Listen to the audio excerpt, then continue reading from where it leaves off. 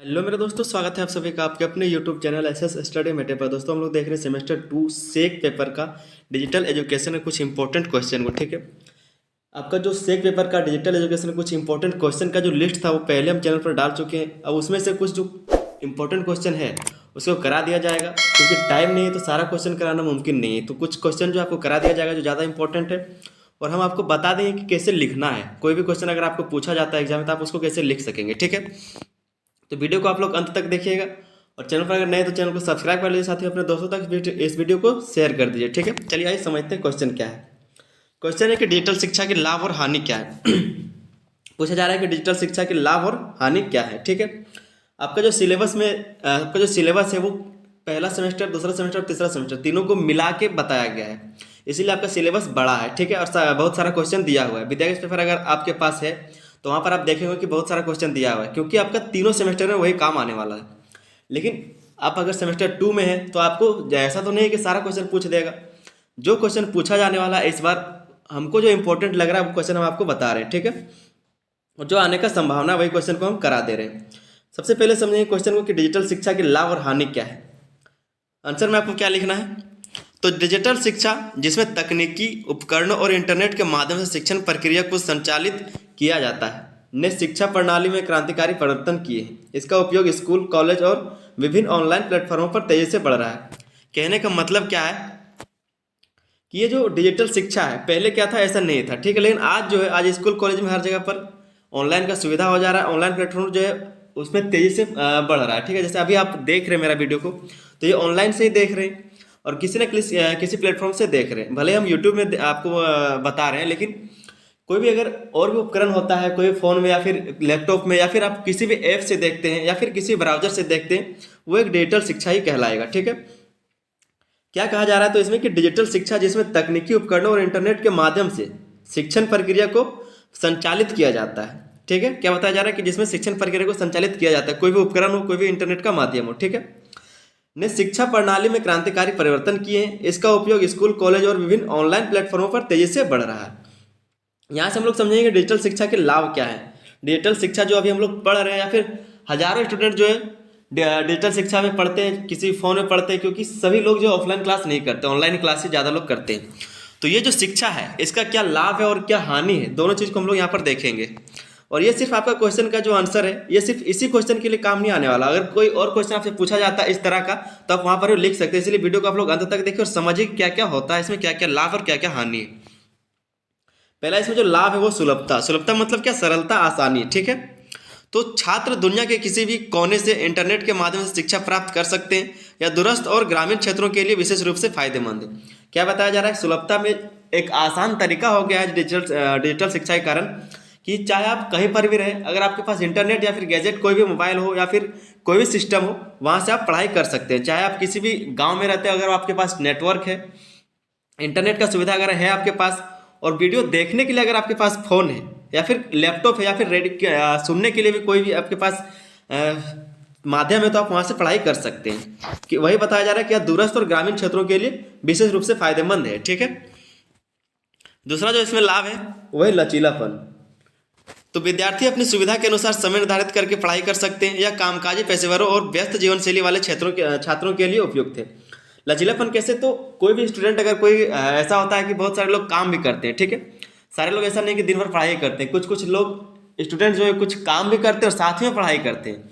तो वो क्या करेंगे कि अगर कोई कोर्स खरीद लिए वो, तो जब उनको टाइम मिलेगा तब वो उस कोर्स को खोल के देखेंगे और जो आपका क्लास हुआ है वो जाके देख लेंगे। ठीक है, लेकिन अगर आप ऑफलाइन क्लास करते हैं, अगर आप उस समय में नहीं जाते तो आपका क्लास मिस हो जाएगा। लेकिन ऑनलाइन क्लास में ऐसा नहीं है, अगर आप काम भी करते हैं तब भी आप अपना समय निकाल के ये सब चीज़ें देख सकते हैं, पढ़ सकते हैं। तीसरा जो लाभ है वो व्यक्तिगत शिक्षा। तो डिजिटल प्लेटफॉर्मों पर उपलब्ध कोर्स छात्र की गति और रुचि के अनुसार सामग्री प्रदान करते हैं। व्यक्तिगत शिक्षा मतलब आप जो चाहते हैं, जिस कोर्स को आप पढ़ना चाहते हैं, आपको वही दिया जाएगा, जिसमें आपका रुचि, वही सब चीज़ आपको प्रदान किया जाएगा। चौथा नंबर आपका जो लाभ है वो है अर्थव्यवस्था। अर्थव्यवस्था में कैसे, तो डिजिटल शिक्षा पारंपरिक कक्षाओं की तुलना में सस्ती होती है, क्योंकि इसमें यात्रा, पुस्तकों और अन्य खर्चों की आवश्यकता कम होती है। यहाँ पर जो आप देख रहे हैं डिजिटल शिक्षा में, तो आने जाने का खर्चा नहीं लगता है, किताब खरीदने का खर्चा बहुत कम लगता है, क्योंकि जो ज़रूरी किताब है सिर्फ आप उसी को खरीदेंगे, नहीं तो सारा कुछ तो बता ही दिया जाता है। तो आने जाने का खर्चा हो गया, किताब का खर्चा हो गया, कॉपी कलम का जो भी खर्चा होता है कम पड़ता है, और बाकी जो भी मटेरियल होता है और खरीदने के लिए जो पढ़ने के लिए और भी सामग्री होती है पढ़ने के लिए, उन सब चीज़ों से बचता है, क्योंकि सब कुछ आपको उसी ऐप्स पर प्रोवाइड कर दिया जाता है, आप वहीं से जाके पढ़ सकते हैं। ठीक है, तो ये क्या है, तो अर्थव्यवस्था में इसका लाभ है। पांचवा नंबर आपका लाभ है वो है इंटरेक्टिव लर्निंग। इंटरेक्टिव लर्निंग का मतलब क्या होता है, जिसको हम लोग करके सीखते हैं। ठीक है, मतलब कोई हम लोग को काम दिया कि ऐसे करके प्रैक्टिस को मान के चलिए, ठीक है, प्रैक्टिस करके सीखता है, तो उसको कैसे, तो वीडियो, एनिमेशन, गेम और आर्टिफिशियल इंटेलिजेंस का उपयोग शिक्षा को रोचक और प्रभावशाली बनाता है। इंटरेक्टिव लर्निंग का मतलब वही होता है करके सीखना। ठीक है, मतलब जो हम काम करके सीखे उसी को बोलते हैं इंटरेक्टिव लर्निंग। छठा आपका लाभ है वो है आजीवन शिक्षा। तो डिजिटल शिक्षा ने सभी आयु वर्ग के लोगों के लिए नए स्किल्स और ज्ञान प्राप्त करने के अवसर खोले हैं। कई बार ऐसा होता था कि जिनका उम्र हो गया है वो सीखने के लिए नहीं जाते थे, शर्म से या फिर किसी भी मतलब हिचकिचाहट से कि वहाँ कैसे जाएंगे, सारे बच्चे पढ़ते या फिर इतने उम्र के लोग पढ़ते हैं, हम कैसे जाएंगे। तो इस तरह का जो है अब हिचकिचाहट खत्म हो गया है, क्योंकि आप अगर ऑनलाइन क्लास करते हैं तो आप चाहे आपका उम्र कोई भी हो, आप छोटे या फिर बड़े बुजुर्ग हैं, आप पढ़ सकते हैं, पढ़ाई कर सकते हैं, लाभ ले सकते हैं शिक्षा का। तो ये सब भी लाभ हुआ है। अब यहाँ से हम लोग देखेंगे दोस्तों डिजिटल शिक्षा की हानि को। क्या हानि है डिजिटल शिक्षा का, लाभ तो देख लिए कि क्या क्या लाभ है हम लोग को, लेकिन इससे क्या क्या नुकसान है उसको देख लेते हैं। तो सबसे पहला जो नुकसान है वो है तकनीकी निर्भरता।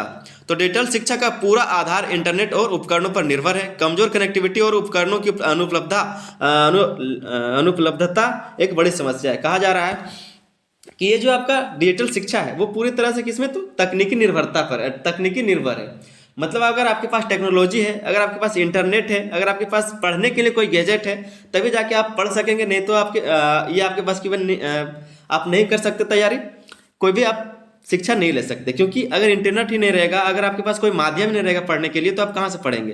तो कमजोर कनेक्टिविटी और उपकरणों की अनुपलब्धता एक बड़ी समस्या है। अगर आपके पास कनेक्टिविटी नहीं है, इंटरनेट नहीं है, कोई माध्यम नहीं है, कोई चीज़ नहीं है, फ़ोन नहीं है आपके पास, लैपटॉप नहीं है, टीवी नहीं है, कंप्यूटर नहीं है, कुछ भी नहीं है, तो आप नहीं पढ़ सकेंगे। ये क्या है, तो एक हानि है, नुकसान है।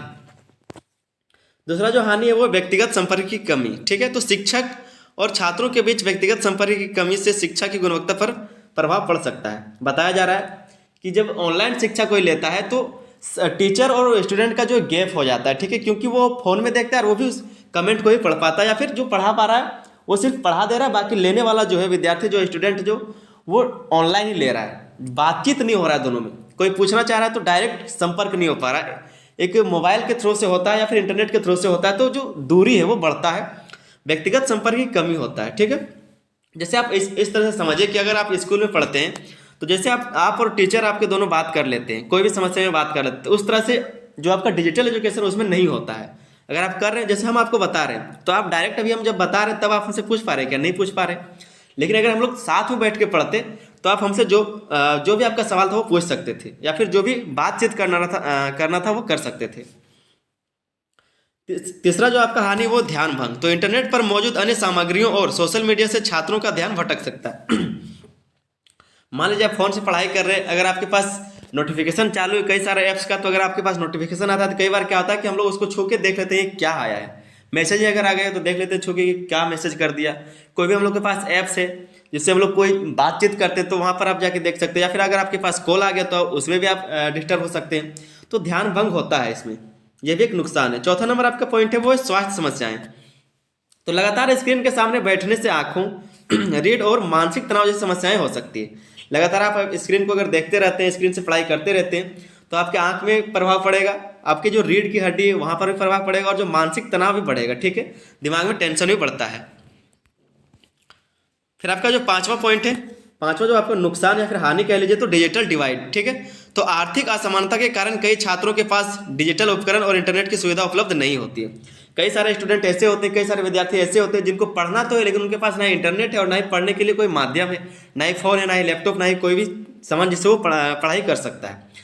तो ये डिजिटल डिवाइड भी हो जाता है। ठीक है, तो कई सारे स्टूडेंट ऐसे भी होते हैं जिनके पास होता ही नहीं है, ना ही उनके पास इंटरनेट होता है। कई सारे गाँव में इंटरनेट अगर नहीं पहुँच पाया, या फिर उनके पास पढ़ने के लिए माध्यम नहीं है, फोन ही नहीं है, तो कहाँ से पढ़ाई करेगा, लैपटॉप नहीं है तो कहाँ से पढ़ाई करेगा, उसके पास कुछ गैजेट होने चाहिए पढ़ने के लिए।